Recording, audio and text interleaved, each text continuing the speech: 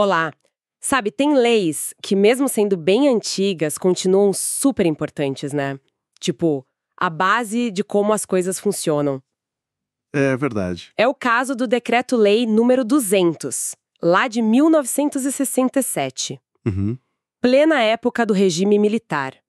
Pode parecer algo lá do passado, mas para entender a organização do governo federal hoje, nossa, ele ainda é uma peça-chave. Com certeza.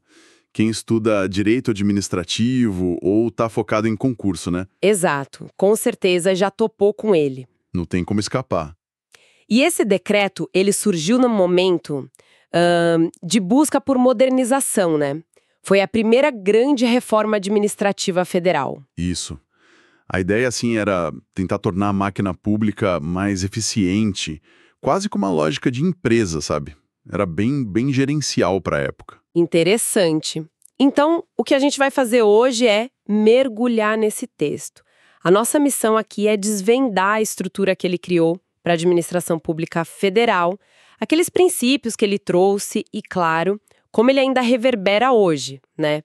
Mesmo com a Constituição de 88, outras leis. Que vieram depois, né? Muita coisa mudou, mas a base... A base está lá. A gente vai olhar o decreto em si e também como os tribunais, principalmente o STF, têm visto ele. As interpretações são cruciais, sim. Vamos focar em alguns pontos principais.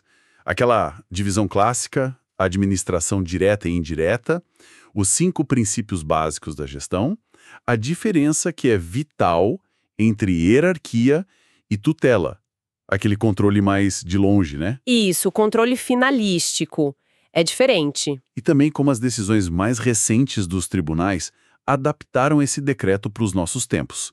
Bom, vamos lá destrinchar isso. Bora lá! Começando então pela estrutura. Uma das grandes novidades do Decreto-Lei 200 foi justamente organizar de forma mais clara a administração pública federal. Ele criou, 2 grandes áreas de atuação do governo. A primeira delas seria a administração direta. Exatamente. A administração direta, pensa assim, é o conjunto de órgãos que formam o centro mesmo do governo federal. A Presidência da República, os ministérios. O núcleo duro. Isso, o núcleo duro.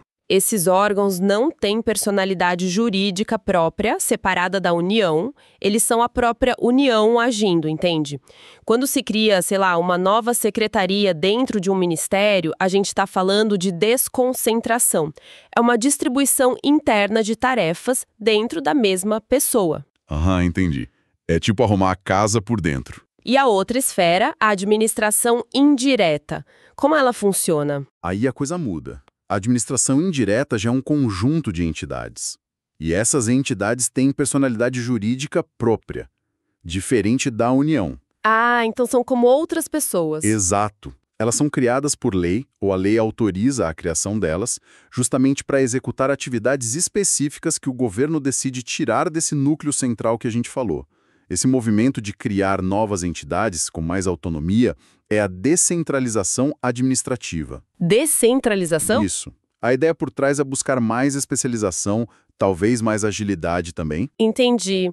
Então, na direta tem a desconcentração, que é interna, e na indireta, a descentralização, criando novas entidades para tarefas específicas. E quem são essas entidades? O decreto definiu 4 tipos principais, que são, o coração da administração indireta, as autarquias, as fundações públicas, as empresas públicas e as sociedades de economia mista. Cada uma com as suas características e seus propósitos, tá? Mas antes de entrar em cada uma delas, parece que o decreto também trouxe uns pilares, uns princípios para guiar essa estrutura toda, né? E isso me parece fundamental para a gente sacar a lógica da reforma. Sem dúvida. O artigo 6º, ele trouxe 5 princípios que deveriam orientar a administração.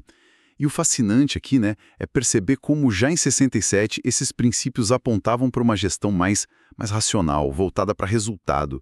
Era uma semente do que bem depois a gente chamou de administração gerencial. Uma visão à frente do tempo, talvez. De certa forma, sim.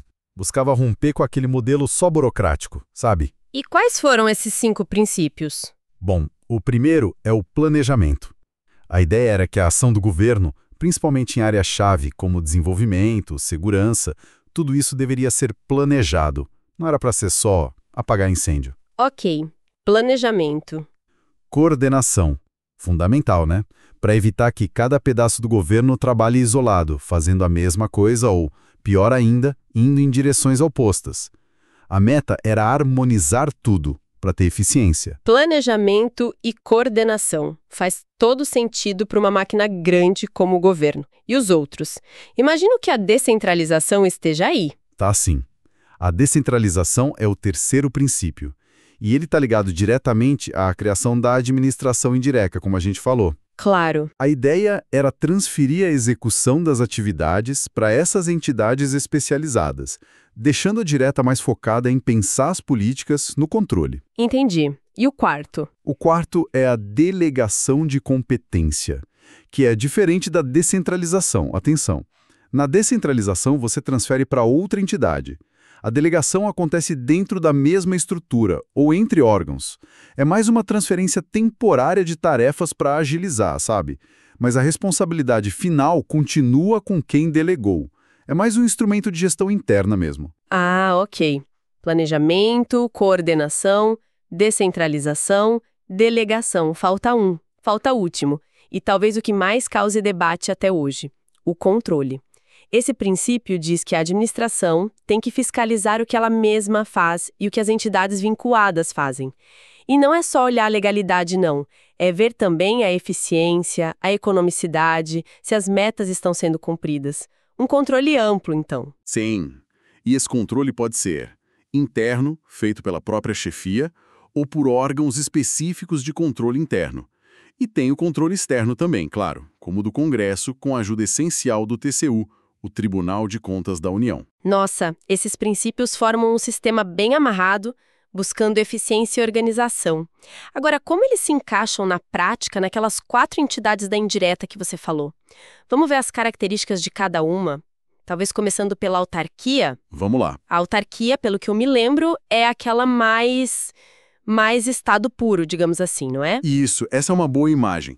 A autarquia, ela é definida no decreto como pessoa jurídica de direito público. Essa é a marca dela. Direito público. Sempre. E ela é sempre criada por uma lei específica. Não é só autorizada. A finalidade dela é executar atividades que são típicas da administração pública, mas que precisam de uma gestão mais descentralizada, financeira e administrativamente. Pensa no INSS, né? Cuidando da Previdência. Sim, clássico. Ou o IBAMA, fiscalizando o meio ambiente. O Bacen, o Banco Central, regulando o sistema financeiro. São funções bem estatais mesmo. Direito público, criada por lei, atividade típica de Estado. Ok. E a fundação pública? Essa sempre me parece um pouquinho mais flexível. É um bom jeito de pensar. A fundação pública tem uma coisa interessante. A personalidade jurídica dela pode ser de direito público ou privado. Ah, pode variar. Pode. Geralmente, a lei que autoriza a criação já define isso. Elas são mais voltadas para atividades de interesse social, sem fins lucrativos. Tipo educação, pesquisa, cultura, saúde. A FUNAI, por exemplo, Fundação Nacional dos Povos Indígenas, ou a Fundação Biblioteca Nacional. Entendi. E essa dualidade público ou privado às vezes gera um debate, né? Qual regime de pessoal seguir, como contratar? Imagino. Essa flexibilidade deve ter consequências. E as entidades que atuam mais na economia, tipo as empresas públicas, aí já é direito privado, né? Correto. A empresa pública é pessoa jurídica de direito privado. A criação dela também é autorizada por lei. Mas o ponto fundamental aqui é o capital social. 100% público. Todo o dinheiro é público. Exato. União, estados, municípios, o capital é todo deles. Elas podem ser criadas para prestar serviço público, pensa nos Correios, ou para explorar atividade econômica mesmo, como a Caixa Econômica Federal. Certo. O fato de ser direito privado, em teoria, daria mais agilidade. Mas o capital 100% público faz com que ela esteja sempre sob um controle estatal bem forte. Faz sentido. Direito privado, mas o dono é o governo. E a última, a sociedade de economia mista. Como ela se encaixa nisso tudo? A sociedade de economia mista também é pessoa jurídica de direito privado e também precisa de lei autorizando a criação. A grande diferença para a empresa pública está no capital. Aqui ele é misto. Misto? Como assim? Tem dinheiro público e dinheiro privado, de particulares. Só que a lei exige que o controle acionário, ou seja, a maioria das ações que dão direito a voto, tem que ser do poder público. O governo tem que mandar na prática. Isso. E tem outra exigência formal. Ela tem que ser sempre uma sociedade anônima, uma SA. Elas geralmente exploram a atividade econômica, competem no mercado mesmo. Os exemplos mais famosos são a Petrobras, o Banco do Brasil. Entendi as 4. Autarquia, pública. Fundação, pública ou privada. Empresa pública, privada 100% pública.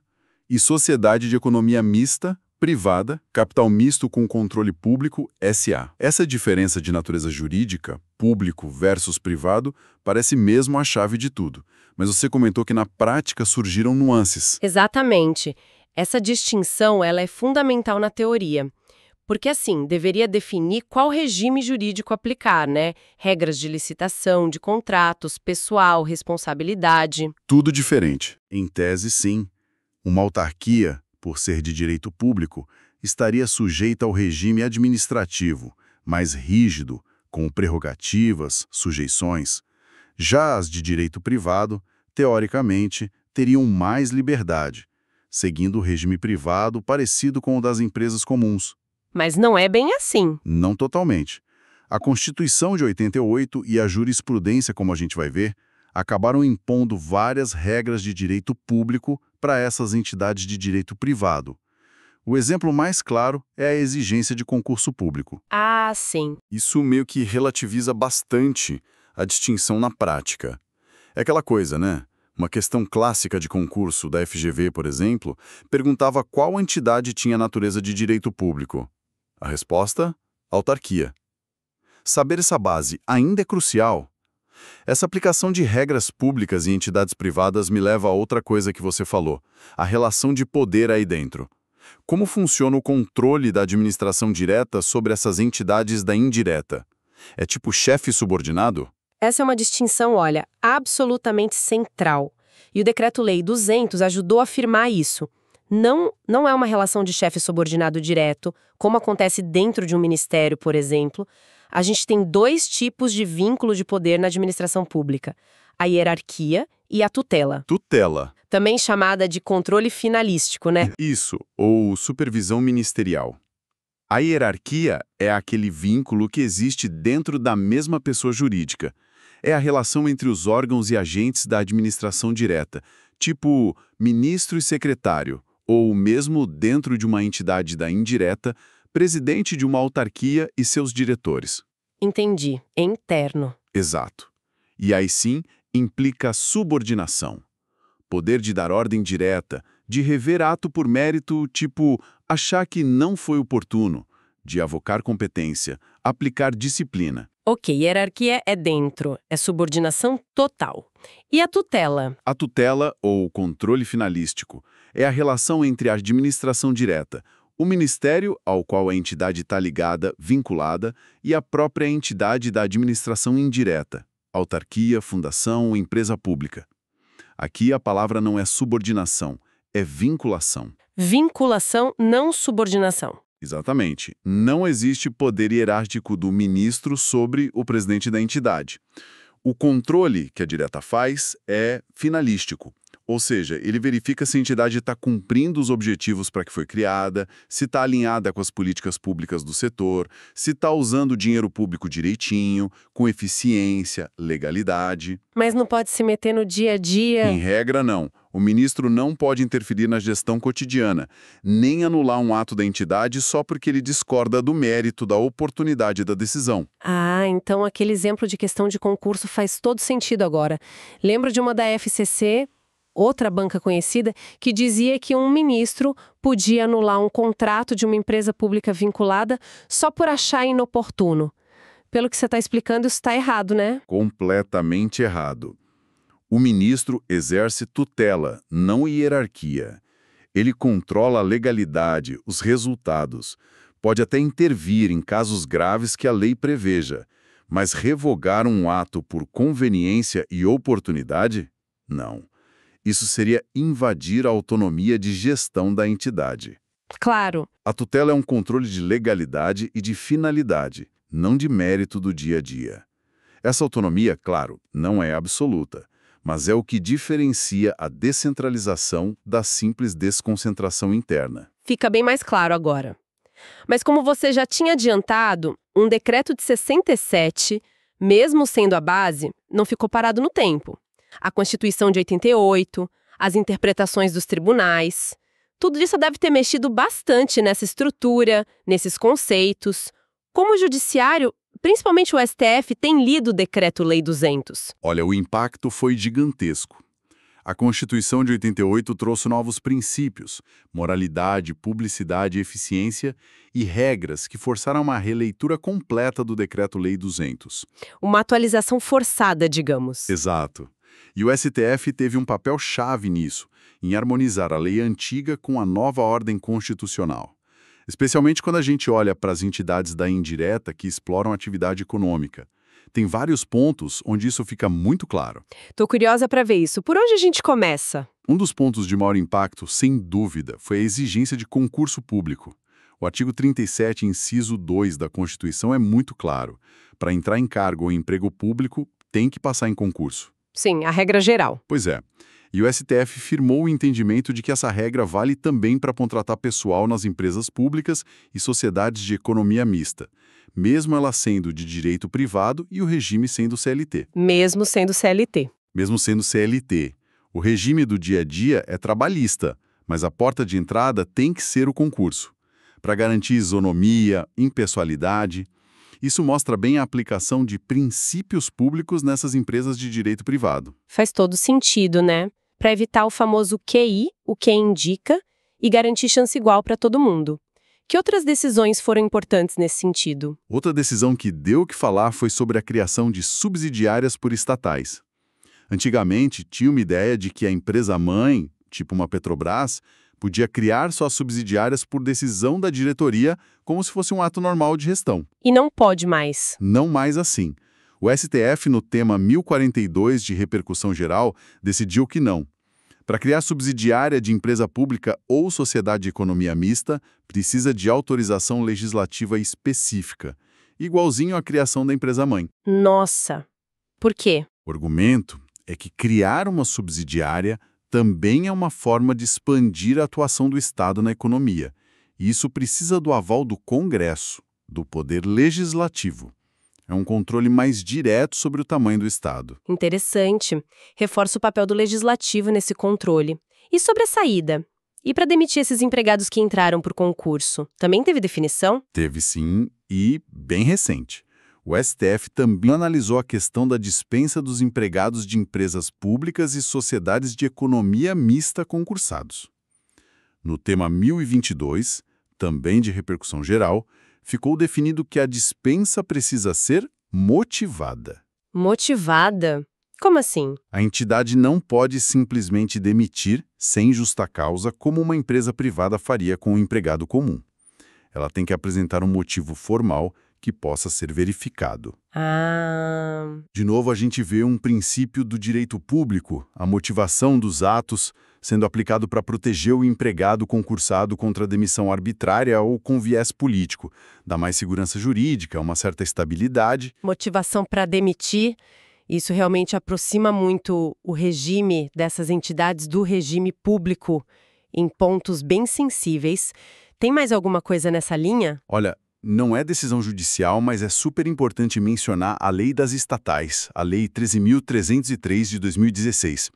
Ela veio muito na onda de escândalos de corrupção, da necessidade de modernizar a governança dessas empresas, né? Sim, lembro bem nessa época. Essa lei trouxe regras bem mais detalhadas, mais rígidas, para licitações, contratos, nomeação de diretores, transparência, gestão de riscos, um monte de coisa sobre governança corporativa para empresas públicas e sociedades de economia mista. Ela substituiu o Decreto-Lei 200? Não substituiu. Ela complementou, detalhou, criou um estatuto jurídico próprio para essas entidades, que tem sido aplicado e validado pelos tribunais. Foi um avanço grande na tentativa de equilibrar a agilidade que elas precisam ter com o controle público que é necessário. É muita coisa mesmo. Fica muito claro que o Decreto-Lei 2067 foi só o começo, né? Ele deu o esqueleto, a divisão direta e indireta, os tipos de entidade, os princípios gerais, a ideia da tutela. Mas esse esqueleto foi ganhando músculos, contornos bem diferentes com a Constituição de 88, com leis como a das estatais e, nossa, principalmente com essas interpretações do STF que buscaram encaixar essa estrutura nos princípios republicanos e democráticos. Exatamente. A estrutura básica você ainda reconhece, mas o jeito como ela funciona, os controles que existem, isso mudou profundamente. Aquela tensão entre buscar eficiência gerencial, que inspirou o decreto lá atrás, e a necessidade de controle público, de transparência, de isonomia, que a Constituição e a sociedade passaram a exigir com muito mais força, essa tensão é permanente. Então, para a gente fechar, dá para dizer que essa arquitetura de 1967 ainda é a base para entender como o governo federal se organiza e age, mas a gente tem sempre que ler o Decreto-Lei 200 com as lentes da Constituição de 88 e da jurisprudência mais nova. Perfeito. E isso, sabe, deixa a gente com uma provocação final. O Decreto-Lei 200 nasceu com essa pegada gerencialista, buscando eficiência. Décadas depois, a Constituição, as leis, o STF reforçaram os princípios públicos, os controles mais apertados, mesmo para entidades de direito privado que estão aí no mercado competindo. Onde fica o equilíbrio? Exatamente. Como achar o ponto ideal hoje?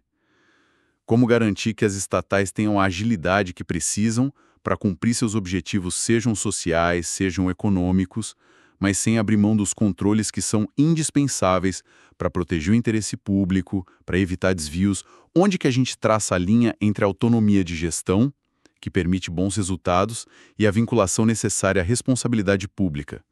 É um desafio constante, né? E continua aí, no centro do debate sobre o papel e a gestão do Estado.